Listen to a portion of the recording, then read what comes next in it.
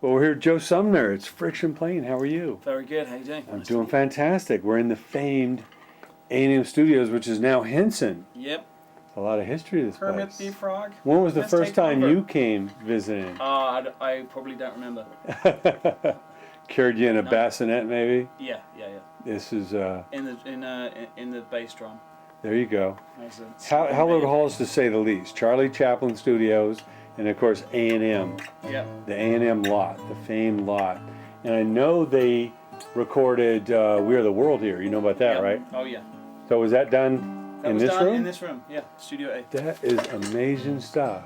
You can intercut the video and you'll see everybody who was somebody back in, was it 84, I think, maybe? What year were you born?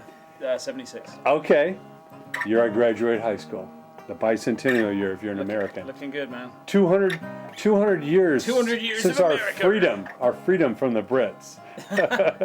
How are you liking it? We So are far, so slowly good. peeling it back from the West Coast. I know. Just rolling it back into the empire. Well, what part of the world did you grow up in? I grew up in London. You did. Yeah. Okay. And do you When we remember? say grow up, Well, that's relative. of course. I was we young. never grew up in the I music was young business. when I was in London. But how? Do you remember your first visit to L.A. and Hollywood here? I don't remember my first one, but Okay. I came here like significantly through work through the band in 2002. Yeah. So, and I remember that we lived here. We recorded at this studio. Did you really? You made the first record here? Yeah, we lived down the road, next to the broadcast center, whatever it is, CBS over there. Oh yeah. The And, CBS Television City. Yeah, and I met my wife, my now wife, right then. So it was pretty significant for It me. was a good day. Of course, Pops was recording for A&M Records back in the day. Yep. I remember I was lucky enough, I was in college in the 70s running college radio and my university concert promotion firm in like 76 through 80. And I was lucky enough to put on the Police's first shows they ever did in the Northwest, Must have been fun. which I remind them every time I get a chance to see them. This was Seattle and Vancouver, and they started in the van, and then it just got bigger and bigger. Of course, I know you were part of that reunion tour we're going to talk about. But talk about what age. Obviously, you grew up around music. What age did you start plucking yourself and making some noise? I took some guitar lessons because I thought I should. I don't really know why. But it wasn't until Smells Like Teen Spirit came out. Okay. Nirvana, I was just like, okay, music. That was like your Beatles, huh? Da-da! Because That was our age, it was the Beatles. We all saw the Beatles, and there was like a million garage bands that were formed in the next Yeah. year. Yeah, I guess Nirvana did the same thing. yeah, oh for sure. For me, that was it. That's And amazing. then when I listen back to it though, it's the first album, Bleach, that really gets me. That's like The serious, raw. pure emotion, raw. Yeah. I'm not yeah. claiming that I knew about it before Okay. everyone else. You had to go But back. I had to go back. You had to go back and discover the roots. Yeah, it was good. It was good. Yeah. Well, yeah, there's a lot of history here. So, at what age did you start wanting to create like your own music? Like, when did you write Straight your away. first song? Straight away, 14. Okay. I was So never really did the cover band thing. It was just no. I kind of wish I had because you learn a lot from playing songs. I now do not kind of cover band sort of stuff in LA. We do Okay. a thing called interpreting, okay. where we play like a whole night of Peter Gabriel or a whole night of Bowie. Play at Molly Malone's with really great musicians. Who's part of that clan? So Paul Bushnell is Tim McGraw's bass player. He's on bass a lot of the time, or Tim Lefebvre is on bass. Yeah. Blair Sinter, who's played with Alanis and all sorts of people on the drums. Lyle Workman, who's done stuff with Beck and all kinds of people. So is there much, besides choosing who you're going to cover, is there like some practicing going on, or how much is that is kind of flying by the seat? It's a little bit flying by the seat, but there's a guy called Scroat who kind of is the ringleader, and he really puts puts time and effort into the charts. Okay, And he's the making glue that yeah. holds But it all get- together. You're working with a standard of musician that frankly shouldn't be playing at Molly Malone's. They should be Right. They should be in a glass cage in the sky, like Yeah. protected from the elements. But they know how to play. So Wow. it's, How many interpretations have you done? How many different artists so far? I've done like 5 of them. Is that right? What was the most fun? I like Peter Gabriel because I can sing with a high voice, and it fits. And what are some And of we his go- favorite Peter Gabriel songs to sing? Well, they kind of go for the obscure ones. We did that Salisbury right? Hill, that was good. Oh yeah. Then So- my favorite one to sing was Rhythm of the Heat. If you know that one, that's Which album is that? I don't even know. Like it's some old I shit. remember Salisbury Hill was the first one I heard, once he left Genesis. And Bob Ezrin produced that album. Yeah. Right. But yeah, Rhythm of the Heat is great, and it's like it's kind of sci-fi, weird shit. I Wow. love it. Yeah, man. Bowie, who else? Burt Bacharach. Burt Bacharach. And then next Monday they're doing Fella. They're covering all the bases. They're going Yeah. like, Yeah, Talking Heads, stuff, it's all, okay. it's stuff, it's music that needs to like be heard. Oh yeah. Talking Heads has a deep, rich catalog. You can choose from many of the eras. I love that era when they got real funky. They got Bernie Worrell in the band, and they were funkin' hard. Yeah. Jerry Harrison and the crew. Amazing stuff. So obviously you grew up around music. Saw your pops playing music. At what age did you go to your first like big show and see like the spectacle of this, like Well, I'd seen thousands of people? I'd seen shows all through my life, but I went to maybe 14, 15. I started going to all the grunge bands, like any that came to London. Okay. Even like not really grunge, but sort of same era, like Faith No More. Oh yeah. Saw them at Brixton Academy. Wow. It's fantastic. Babes in Toyland. Yeah, they saw them at just CBGB's. headlined last week with Deftones up at the Aftershock Festival. All that good stuff. Great band. Soundgarden, Alice in Chains, and Yeah. all that. I saw them all, I think. And then see Alice in Chains. Never saw them live. Oh wow. Saw Nirvana live like 3 times. Okay. That's amazing stuff. Yeah. So tell us about the evolution of Friction Plane. Fiction Plane. Fiction, I'm sorry. I'm adding an R in there. Fiction Plane. Orange. Well, there we go. What did you, what were you looking for in these other bandmates to kind of form it? Well, it's a weird organic evolution. It's pretty much the band I started in school. And then the drummer left, and then the bass player left, and then got a new one. It's like a broom where you change the broom handle and the broom head, Yeah. but it's still kind of the same band. Okay. So I was just looking for people I like nice people, Yeah. and I like amazing musicians. The people that And I were. especially like amazing musicians who don't know how amazing they are. That's the best. Humility is very important. Yeah, or just ignorance. Yeah. That's great. Guys that can barely play with an attitude are not high on the list.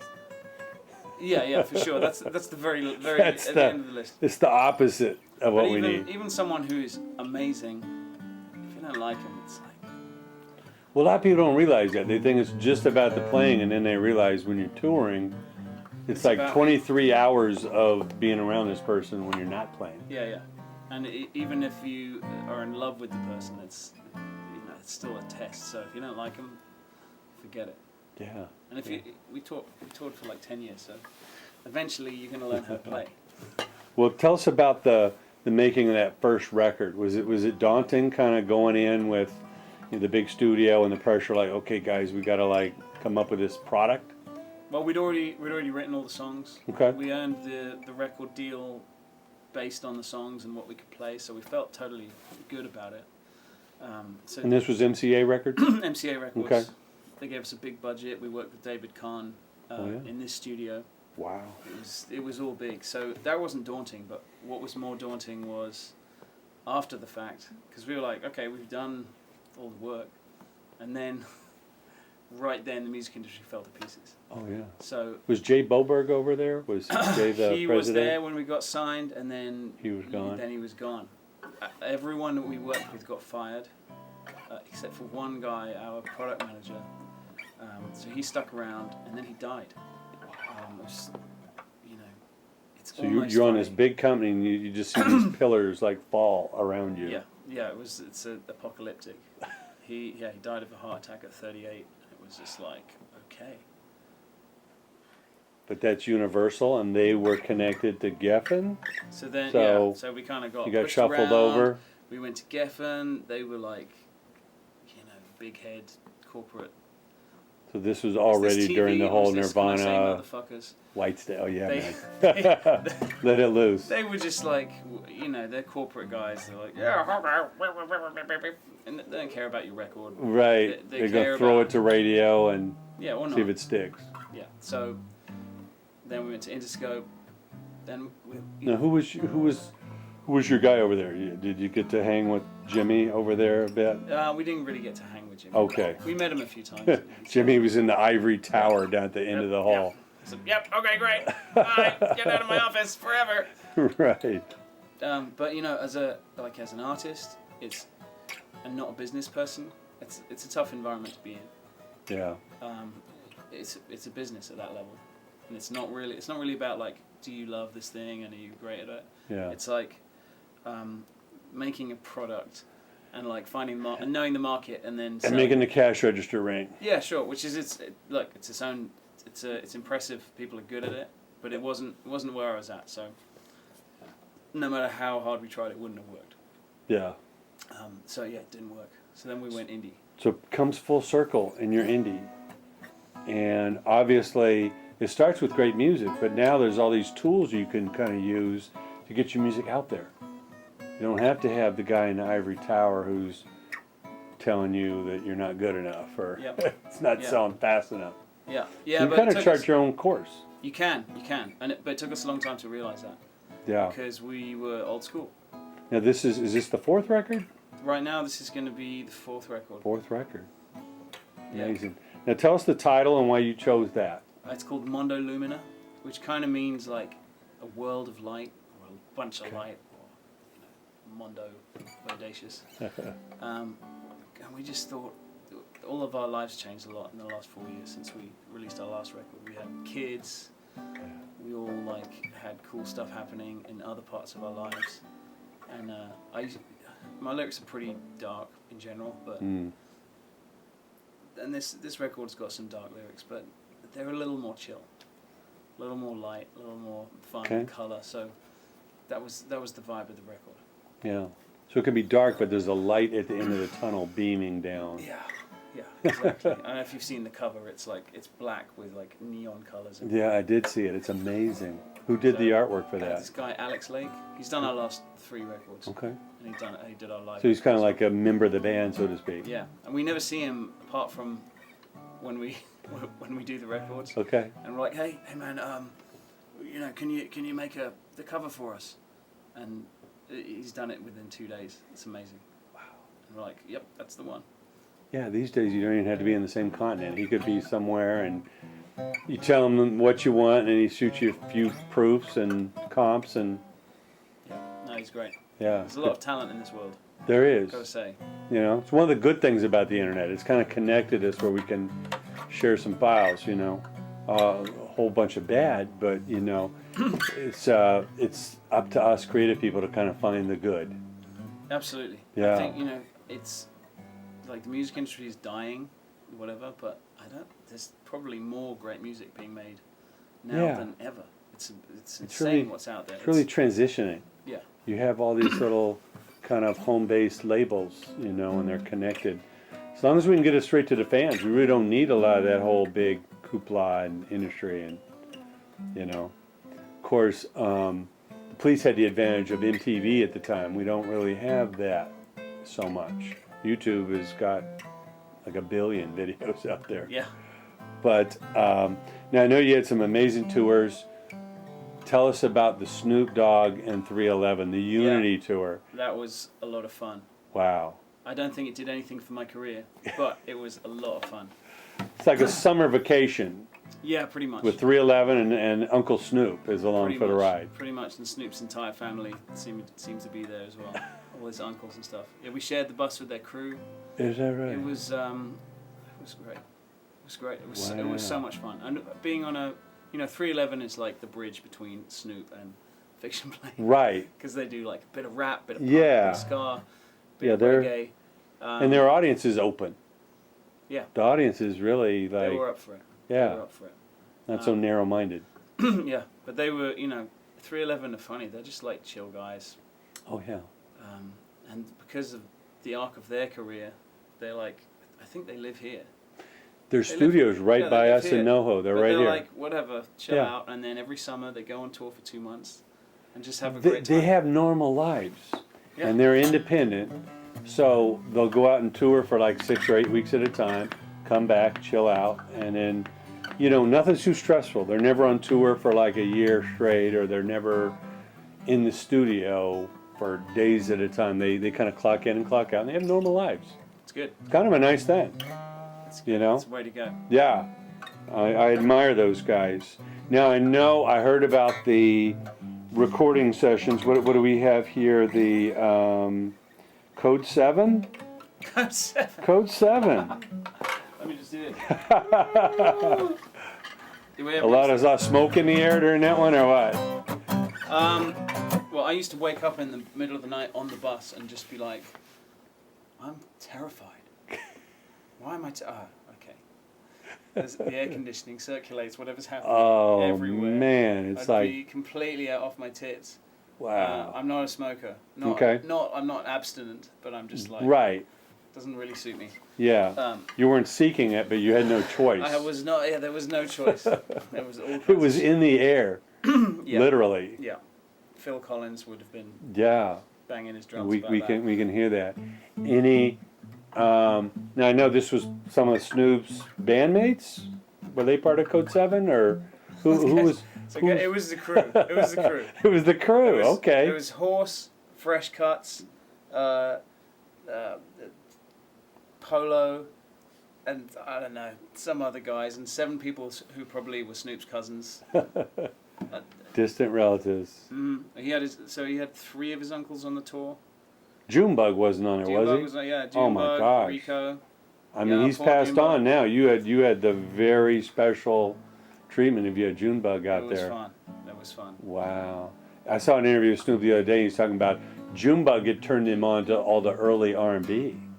And we know Junebug in later years, he was quite the partier and the womanizer, but being that link to Snoop, really getting in and having an appreciation for all that old soul music, Yeah. gave me a whole new appreciation for Junebug. Yeah, because you know a lot of those guys don't seem to be doing anything particular. He would No. come on the stage and just It's be a like, big entourage. but that's what's missing from the music experience now. I think is there aren't people around like just doing that shit. You kind of Yeah. you know, if I listen to something on my MP3 player, on my own, the music is the music, but the vibe of people around enjoying it, being part of the thing. You know, that's the stuff. That's what makes it special. Yeah. That's what makes it real. So Yeah. and I don't think music has like gone downhill at all. Yeah. I think music is great, but I think that experience is harder to find. Yeah, it's one good thing about being independent. You can kind of create the vibe and do your thing and not be under that pressure like, what's that guy doing on the tour? What's this? No, they're adding to the vibe. This is part of Snoop's world, you know? And Yep. some people get it and some people don't. But, you know, just like in the studio, you know, you got all this technology, but I'm sure you want to try and create the vibe as much as possible to... Yeah, I You mean, know, what's great creative. about this place is just the people running through. Everyone's incredibly talented at the top of their game, but they're around. They care about it. Like John Shanks is over there. Okay. He sang on our record, Mm. did some backing vocals, and it's like it's just great to have people around who are up for that. Yeah.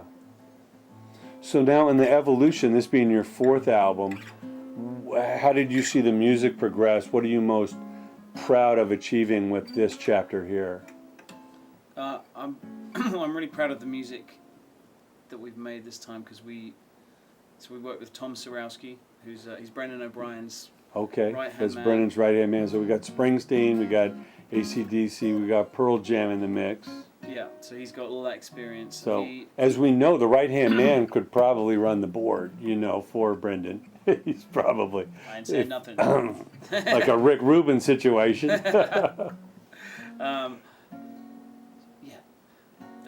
didn't say that. But so Don't give it away. he let us run wild with the sounds we were going to make, and we used to just always basically play as loud as we can, and whatever was audible, kind of that's what worked. So I'd be like singing up in the top of the range, blasting it, and this record we got the chance to, take it down a notch, maybe let the melodies and the cadences of the melodies, rule a little bit, not just the pure pumping energy. So that was really nice, and let us get a different side of our personalities out. But I'm proud of the lyrics in this album. It's super clear lyrics as far as I'm concerned. I can, when I listen to it, I'm like, it sounds like me talking to somebody and being clear in what I'm saying, which is, to me, I love lyrics that are like that. Oh yeah. I feel spoken to. Yeah. So hopefully it speaks to someone else. Absolutely. What are some of the subject matters? Talk about some of the songs you're most proud of and what you're saying.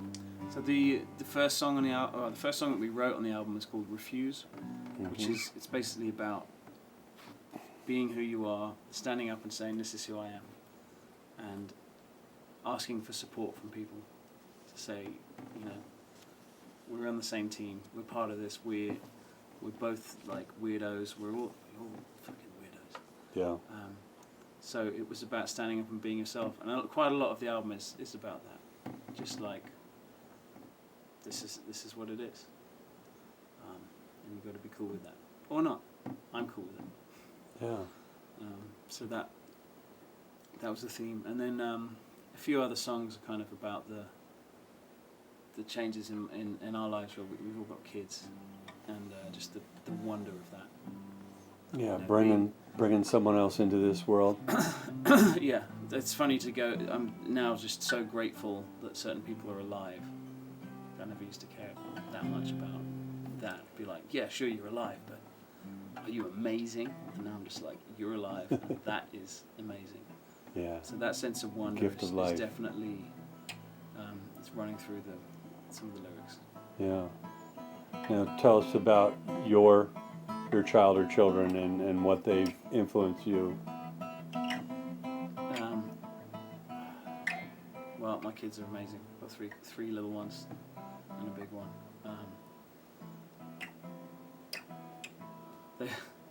They're the fiercest critics of music. Are they? If they don't like it, they just There's no filter. Shut up. Shut your face. Stop it. They don't care if it's dad or not. Yeah, and they teach you. In songwriting, there's a real. They can write songs, just like that. I think, and like this Picasso. I think it's somebody really clever said like children are all artists, and when you grow up, the trick is how do you continue to be an artist. And that's truer than I could have ever imagined. They just do. They just are what they are, and then they do what they do, and most of it is art. So I've been trying to get back to that a little bit. Yeah. That's amazing stuff. And that's why a lot of artists just act like complete tools, because you kind of just got to like let it go. Yeah. Be a little kid. Well, I know it's really important. This business definitely keeps us young, where we don't have to grow up and put on the suit and forget about our childhood dreams and fantasies. What is it inside of you that keeps you young? Is it your children? What else? What else? They don't keep me young. Okay. They make you They make me go great. responsible. But they make me responsible. They make me know what love is, basically. But how do you keep music teenager keeps, inside of you alive? I'm a rebellious little fuckhead. So Okay. Refuse to conform. I refuse to conform to some extent. That keeps me young. But it just I like exercising. It's kind of a boring answer, but I like it. But being on stage, singing, jumping around a little bit, it definitely changes my attitude. I'm 38, and I suddenly, I feel stronger than I did when I was 19, when I'm on stage. Off stage, not so much, but it's like a magical cure for everything. Dr. Spotlight, they call it, right? Yeah. Amazing stuff. Now, obviously, everyone knows, your father's music. It's important to stand out from underneath his shadow, obviously. But what advice did he give you along the way, as far as, I'm sure you gravitated to music on your own, but what are some of the lessons that he taught you, as far as whether it be songwriting or just surviving in this music game? Well, it's someone like that who's established. It's kind of difficult for that person to give advice, because it's not the same. Kind of climbing up to the top of the mountain is one thing, but once you're there, it's a different thing. It's kind of about managing the river as it flows through you, and like just directing it. If you haven't climbed up to the top of the mountain, you've got to still do that. Yeah. And you forget what it's like to do that. It's not like like athletes are. You get to you become an athlete and you get to this level, but someone who's 20 can just come and completely screw you, right? Because you have to prove yourself every day. But if you're Neil Young, you can still go out there and play Rock into the Free World, 50 years later, and it's still powerful. You've always got that. You've always got that thing. It's art and music especially is super territorial, rather than hierarchical. So it's you get your territory, and you got to keep it, and you got to make it your own. Yeah. It's your own space. It's not necessarily that you're the best. It's that you own that space. So it's that's I've just come up with my own philosophy there, but that's what I feel about it. Yeah.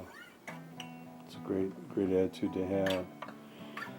Now, I know besides the Snoop and 311 tour, you did some stuff with the Bravery. How was that tour? Yeah, it was a funny kind of secondary market tour. Okay. We toured with them. We toured with Your Vegas, which is a British band. Mm-hmm. Yeah, they were cool. They were kind of jaded, I guess. They were like, they just do the show every night and just be like. But they played the shows. They played perfectly. The audiences loved it. Yeah. I'm just trying to remember that stuff. Yeah, it was fun. I don't know. Nothing too remarkable. Nothing. We did have an excellent night out in Chicago. Okay. I'm living it there. It was good. Wrigleyville. What are some of your other favorite cities in America? Because it's so wide and so diverse, and it's a lot of history in all these cities. Like the Foo Fighters showed on Sonic Highways. You got Chicago and Memphis and Atlanta and New York. Yeah. I mean, there's so many like musical histories to these cities. What were some of your favorites? Well, the other guys in my band always have a great time when we go to Atlanta. Always. Every time we go through, they just have the best night ever. And I have the best night ever whenever we go to Nashville.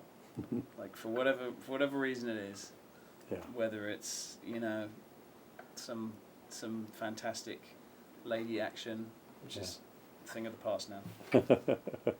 That's not you. It's not me. But it was always just fucking great. And it's not a place I thought would be fun.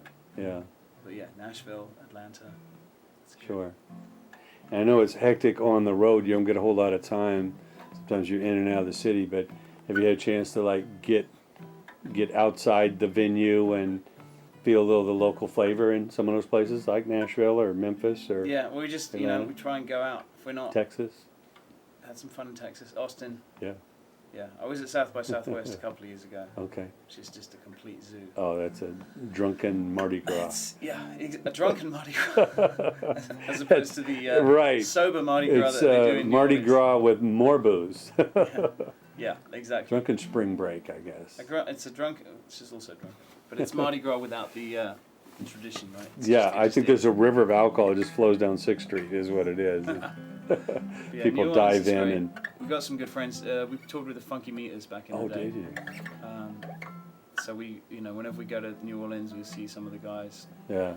Rosso Baptiste, the drummer. Okay. And you know, what's it? LA's similar, but New Orleans has got that great thing where you have fantastic musicians playing in a bar for 5 people, and it's like, wait, that's the guy that actually played on, Yeah. you know, all the Motown A shit. Rolling Stones record Yeah. or something. He's like, "Ah, that's the guy. Okay, there he is, and here's the my friend, and there's the barmaid, Yeah. and that's it."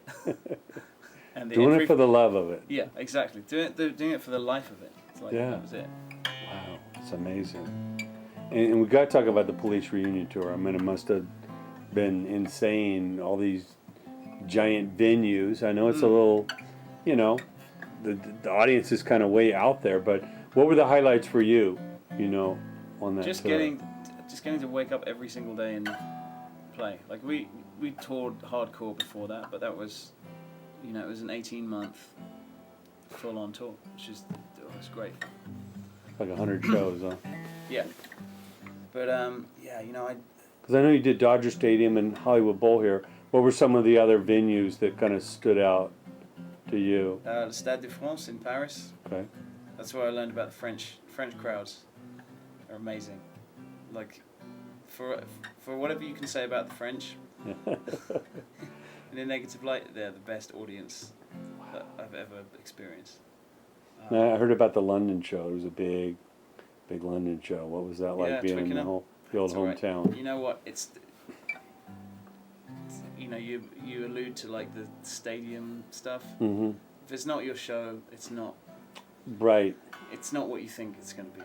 Yeah. It's kind of just. It's a weird sort of empty industrial unit. Mm-hmm. Because people literally don't show up for the opening band, and then suddenly it's full. Yeah. That's pretty common. Yeah. You have to deal with that and get past which is that. look, it's fine. This is the world we live in. But yeah, it's Any other you know. cities or venues that stood out? Well, we picked up a huge fan base in Amsterdam, Wow. and we still go back there. We still go back there every 6 months or so. Do that. And I love that place. It's It's a great. great place. It's great. So I almost moved there before Yeah. I moved here. Yeah. We know Snoop Dogg definitely loved Amsterdam. Oh yeah. That's an amazing place. Yeah, it just shows you that, you know, a lot of this that we're so uptight and worried about here really isn't that big of a deal. Because I know they have a very low crime rate in Amsterdam and everybody kind of gets along. It's very, Yeah, it's very mellow. I love it. I love it. It's super chill. Yeah. Yeah, I think that's partly the whole culture is like that. But they're one of these countries like Britain or England where they do their worst behaviour abroad. Over the centuries, Right. invading everybody and slaughtering the locals and enslaving them. Sure. So then you go back to the place and it's very nice and civilized and lovely. Yeah. Well, for us Americans, it takes so long just to like drive from here to Texas. That's so amazing about Europe is it's all somewhat close, and you know, in a couple of days you can drive pretty much Yeah, we can across drive 2 the hours and continent. get through 3 languages. Yeah. That's incredible. Although in LA, people think it's kind of this superficial entertainment plastic tip Yeah. kind of world, but there's something like 330 languages spoken here. Yeah. The best place in the world to be a fine artist and make a living. Sure. Some of the best art. Yeah, you some really of the can't best music. generalize. LA's got more of everything. It's got everything. It's insane. So, you know, you do end up kind of being a little monocultural here if you're lazy, but there's everything. Yeah, that's what I always say to the people that try and generalize it. Like, you can't. LA's not one thing. It's like like you just said, it's 300 different things, and you know, you need to scratch the surface. You can't drive down one block and think you've seen Southern California. Yeah, I know for sure. Now, obviously, that's one of the reasons you chose to live here, be based here. But why Venice, and what else about California appeals to you? So Venice is great because you can walk or skateboard everywhere you need to get, and I'm down with that. That's the I don't like to have to drive to somewhere to get somewhere significant. So I'm walking down the street, I'm getting a coffee, I'm getting a beer, taking my kid to school, I'm going to the beach, I'm going to my friend's house, I'm going to my office, it's all in walking distance. So that was the big thing for me. Yeah. And just a little bit of, there's diversity there. Yeah. Still, it's getting pretty. It's turning into Beverly Hills a little bit, but there's still like crazy people walking down the street with their butts hanging out. Yeah. On meth, and there's a bunch of different kinds of people. So There certainly I like is. that. And But it is kind of one of the last bastions of that hippie kind of counterculture movement, Yeah, but the best way to be a hippie is to be super rich, and that's kind of where it's going. So it's good and bad. Yeah. It's good and bad. But a lot of people I know, like, they end up going to the Palisades or something, and I'm like, it's just too. It's one thing. It's just one thing. That's fine. It's beautiful. It's safer, I guess. But it's just, I'm not into it. Right. They get rid of the lower class immediately, and there's some good people in all classes. You know. Yeah. That's what I don't like about. Some of them, I assume, are good people. Yeah, I mean, I guess if you're going to be homeless, Venice is a pretty damn good place to be, Yeah, it's warm enough. There's really good food scraps. It's awesome. Yeah, I think that growing up in London, that was something, like, I grew up rich and upper class, whatever. Yeah. But I lived here in the nice area. Behind my street is like a big tower block with low income people. There wasn't really like the same like ethnic and economic segregation that you get in a lot of places. Not a lot of division. Yeah, it's pretty close. There's a division in that I went to private school and I dressed in a uniform. Yeah. And I have a nicer house, right? But it's not like the other side of the tracks. There's no tracks. It's just there. It's next to you. It's across the street. The other people, and that's like, I think that's something to aspire to. That's why big cities work for me for sure. Yeah, amazing stuff. But yeah. Now, what are the touring plans for this album? Anything lining up so far? Well, we're playing at Rockwood in New York City, the 13th of November, Friday the 13th. Wow. That's the album launch, and we'll go from there. We're coming back to the Roxy. Okay. Here on the 11th of December. Fantastic. And we'll do a few other things around that, and we're just dipping our toe back in. Yeah. So we'll kind of seeing what comes your way and what's out there, and yeah. kind of organically letting it happen rather than forcing it. Yeah, exactly. Being on the wrong tour or Yeah, we don't want to just go out and travel for no reason. Yeah. But we'll see. And really, my wish is that we just get to make another record really soon. That's the main thing. That's all I care about. People to hear this record and people to let us make the next one.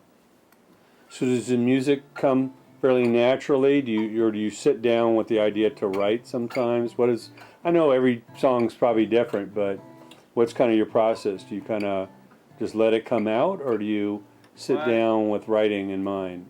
It depends. Like sometimes I just think of something and I have to write it. It comes into mind. Yeah, but something we did on this record a lot was we literally played games of how many songs can you write in a day. We did like a 20-song day where you basically just like, okay, you've got 30 minutes to write most of the song and then 5 minutes to just put it down on a dictaphone. And you're just like, okay, go. You got 30 minutes, no choice, just go for it. You take away the filters, you take away like, is this good? You take away the idea of like, do I want to play it for anyone? And you just do it, boom. And then the next day you listen to 20 songs, and like 3 of these are good. Yeah. Shit, I think probably half the album was written in that way. Okay. But sometimes it takes. I remember I wrote this song called "Drink," which is on Left Side of the Brain, our 2007 album. Mm-hmm. I came up with most of the song like 10 years earlier, but not like pretty much all the lyrics, but not the chords or anything or the way it felt. And then suddenly, like, we just did this jam, and I was like, oh, this fits. Yeah. And it was like 10 years. Insert here. It was 10 years. And that's how long it took, but it took 3 minutes at the time. Yeah. So it's never etched in stone. You can always tweak it and add to it, and Yeah, I've always, I've never finished writing a song pretty much. Because Yeah. even when we tour, one of the things our fans really like about us is that it is never the same twice. Okay. So we improvise a lot in terms of we'll change the structure of a song just while we're doing it. But even I always feel like I'm kind of writing the bass lines at the time. And the song, the song is the song, but I'll change the lyrics. Sometimes I forget the lyrics because I've been changing them so much, but it's always kind of a surprise to me what's happening, and it's always evolving. So that's at a certain point you just have to be like, it's done, all right, and then you put the record out. But it keeps going, going forever.